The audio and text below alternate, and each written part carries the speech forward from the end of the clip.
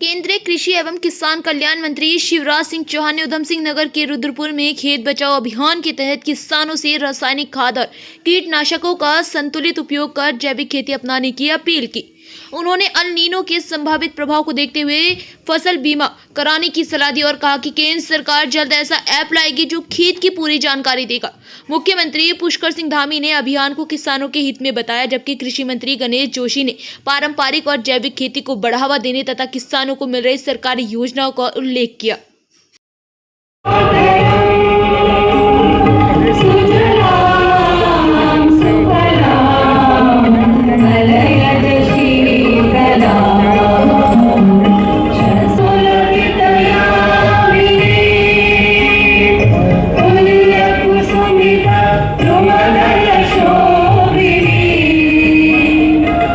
Shini,